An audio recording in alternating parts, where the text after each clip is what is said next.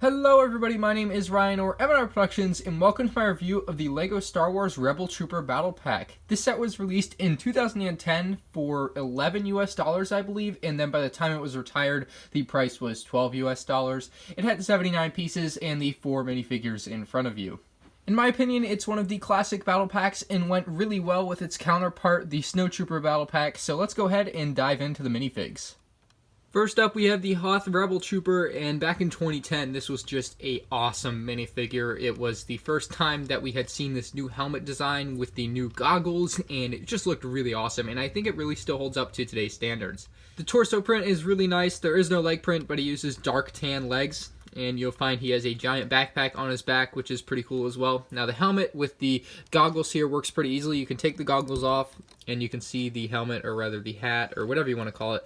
And then you can put the goggles onto the lower portion, and then he has his goggles on, which look a little bit retarded, to be honest. I mean, they are really big goggles for a LEGO minifigure, and I don't know how I feel about it still to today, but I think the goggles look okay when they're on top, but not that great when they're on the face. I just think they take up too much real estate on the face. I mean, I know it's not hard for LEGO to make something very small and still structurally sound, but I mean, these are way too big. They cover his entire face. It's pretty comical. I just don't think it should be these should be that big, but they are. Now, he doesn't have a double-sided face or anything, so you won't find that. And underneath the back of the backpack, you'll find that he does have no back print either. So LEGO did not waste any resources back in 2010 like they do today when they put back prints on minifigures that wear backpacks. I don't understand that concept, but let's take a look at the next figure. This is the Hoth Officer, and much like the Hoth Rebel Trooper, he has the same helmet, hat piece, and backpack. However, he has a different torso print, as well as a very cool face print. I just love his mustache. That's what kind of makes him a classic figure to me. The mustache on this guy is really awesome. Now, that torso print is really nice as well. You see the light gray arms, light gray leg piece, and the white legs. I really like the color scheme on this guy. I think it works really well. Same with the Hoth Rebel Trooper, to be honest, but I just really like the color scheme on this figure. And again, you can do the same thing with the goggles, but I don't think we'll bother doing that again. And lastly, this is the first time that we had named figures in battle packs. Obviously, with the Snowtrooper battle pack, we have General Veers, and that was the first named figure as well, but this is also the first named figure. This is the Zev Senesca, so like 2010 was the first time we had actual named characters in battle packs. Beforehand, it was just like troopers. So this is Zev Senesca, and he is a pretty simple figure. However, at the time, I believe it was like a really big step up, kind of. The helmet print is really nice. We had that very, very new face print with the visor printed on, that orange visor printed on there, which was really nice. And I still really like that orange visor being printed on. However, with some of the newer Resistance troopers and, Last Jedi stuff, they have a actual built-in visor on the helmet, which is even more awesome. So they have definitely even taken another step up from this, which is great to see. Now, the torso print is really nice. You can see the tubing and all the little details.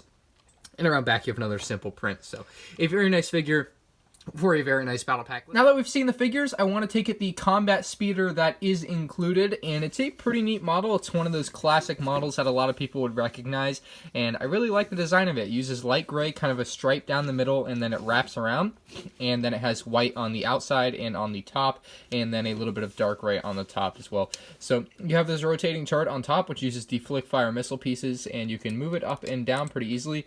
These pieces usually don't fall out of this, so it's actually a really nice build. And it's actually a really nice turret. It can spin 360 degrees when you don't have someone in the cockpit chair, and I think it works really well. You can spin all the way around, so I really like that feature.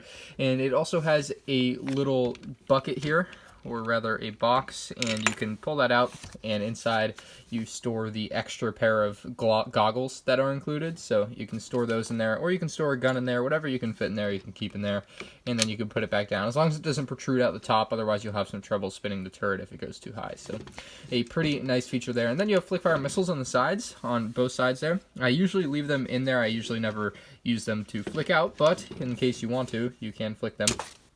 So that one went pretty far. It was actually a pretty nice flick, and then of course you can do the lame method of just hitting it out and it goes nowhere. So whichever method you prefer, you can go for. Now, I like the detailing of these grill pieces on the sides. I think those look really nice. Of course, you have the actual grill pieces on top, so I like that. I think that's much better than if it was just flat.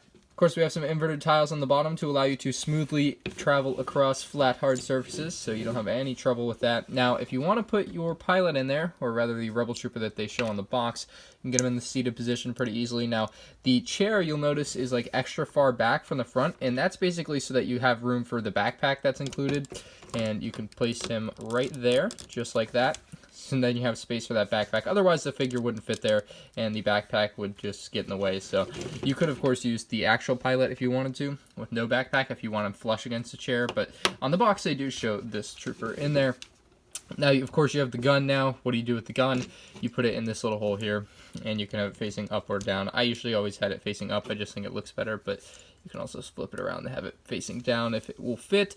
And yeah, it's a pretty nice speeder. I mean, it works really well. You can see the Rebel Trooper there. Actually looks pretty darn cool on there. I actually like that.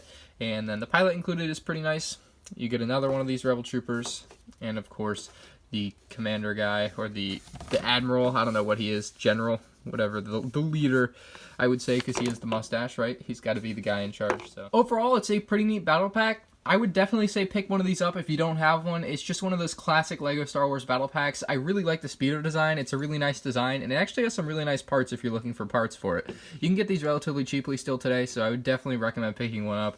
You get a very nice Rebel pilot, 2 very nice Hoth Rebel Troopers, which you can use in any Hoth battle, and then kind of a general guy because he has a mustache. That's why he's the general. So a very nice battle pack indeed. One of the better ones throughout the years, I would say. Just one of those classic nostalgic battle packs for me. So thank you guys for watching. If you did enjoy, put a like on the video. If you have anything to say, leave in the comment section below. And if you're new around here, hit that subscribe button so there's more of my future LEGO Star Wars videos. Thank you all for watching. Check out the links in the description if you want to see my other LEGO Star Wars 2010 set reviews. And I'll see you on the next one. Peace out.